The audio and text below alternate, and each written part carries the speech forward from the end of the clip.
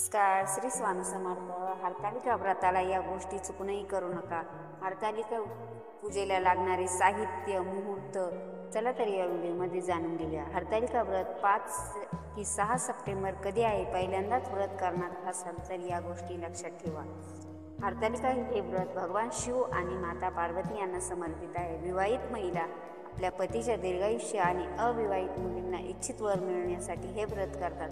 श्रावण महिना संपल्यावर व्रत लागतात ते भाद्रपद महिन्यातील पहिल्या सराचे. हरतालिका व्रत हे वर्षात ऋतूत येतं. वट सावित्री, मंगळागौर आणि हरतालिका हे व्रत महाराष्ट्रात महिलांचे आवडते आणि त्यांना समर्पित असे व्रत आहे. त्यातही हरतालिका व्रताचे खास वैशिष्ट्य आहे. या व्रताची देवता भगवान शिव आणि माता पार्वती आहे. पूर्वजन्मी सती पार्वतीने शंकरालाच वरले होते. तिचा पिता दक्ष प्रजापती याने एकदा यज्ञात शंकराचा अपमान केला होता. तो सहन न होऊन पार्वती मातेने यज्ञकुंडात स्वतःला जाळून घेतले आणि नंतर हिमालयाची कन्या म्हणून जन्माला आली. पुन्हा उग्र तप करून पुन्हा ती भगवान शंकराची अर्धांगी झाली. अशी दृढ निश्चयी आणि स्वाभिमानी पतिव्रता पार्वती महिलांचं महान आदर्श आहे. म्हणून तिची पूजा करून तिच्याजवळ पतीला उदंड आयुष्य आणि आरोग्य मागतात. असे हे व्रत. कधी आहे हरतालिका व्रत?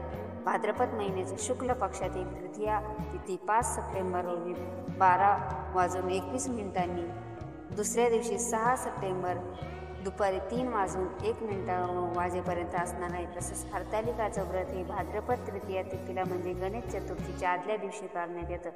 यशामध्ये 7 सप्टेंबर गणेश चतुर्थी आहे असल्याने हरतालिकेचे व्रत हे 6 सप्टेंबर आणि धर्मशास्त्रात उदय तिथीनुसार व्रत केले जाते. हरतालिका पूजा साहित्य: हळदी कुंकू, गुलाल, रांगोळी, नारळ, 2 केळी, इतर फळ, 12 विड्यांची पानं, 10 सुपाऱ्या, 5 खारका, 5 बदाम, कापडाची वस्त्रे, कापसाच्या वाती, जानवे, पंचामृत, अक्षदा, निवडलेले धून, तांदूळ, अष्टगंध, शेंदूर, बुक्का, अत्तर, सुगंधी तेल, कोमट पाणी, कापूर, सुट्टे पैसे, फुलं, तुळशी, दुर्वा, उदबत्ती, सौभाग्य अलंकार, हळदी कुंकू, बांगड्या, गळेसरी, काजळ, कंठसूत्र, फुलं, चाफा, केवडा, कनेर, बकुळा, कमळ, शेवंती, जास्वंद, मोगरा, पत्री, अशोक, आवळी, दुर्वा, कनेर, कदंब, ब्राह्मी, आघाडा, बेल. हरतालिकेची पूजा विधी. हरतालिका व्रताला या गोष्टी चुकूनही करू नका. उपवास करताना लहान मोठे सर्वांना आदर करा. या दिवशी कुणालाही अपशब्द वापरू नका ज्यामुळे त्यांचे मन दुखू शकते. तसेच महिलांनी पतीशी भांडण करू नये किंवा अपशब्द वापरू नये. याशिवाय उपवासाच्या दिवशी जाणून बुजून किंवा न कळत कुटुंबाशी कोणाशी वाईट वागू नका. व्रताच्या दिवशी दुपारच्या वेळी झोपून राहू नये. उपवास करणारी महिला दिवसा झोपली तर ते शुभ मानले जात नाही. शास्त्रानुसार जर कोणी हरतालिकेचे व्रत पाळण्यास सुरुवात केली तर त्यांनी मध्येच सोडू नये. हे देखील शुभ मानले जात नाही.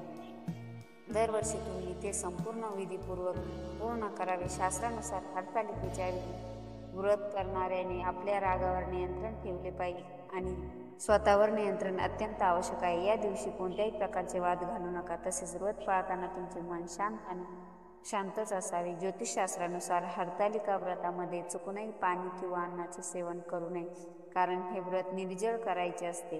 तसेच या दिवशी भगवान शिव आणि माता पार्वतीचे नामस्मरण करण्यात वेळ घालावा. हरतालिकेच्या व्रतात दिवशी उशिरापर्यंत झोपू नये. लवकर उठून नित्यकर्म आटपून देवाची पूजा करावी. तसेच या दिवशी अंगातील सगळा आळस झिडकावरून टाकावा. तुम्ही जर या व्हिडिओला सहमत असाल तर व्हिडिओला लाईक, शेअर, सबस्क्राईब करायला विसरू नका. Thanks for watching. Shri Swami Samarth.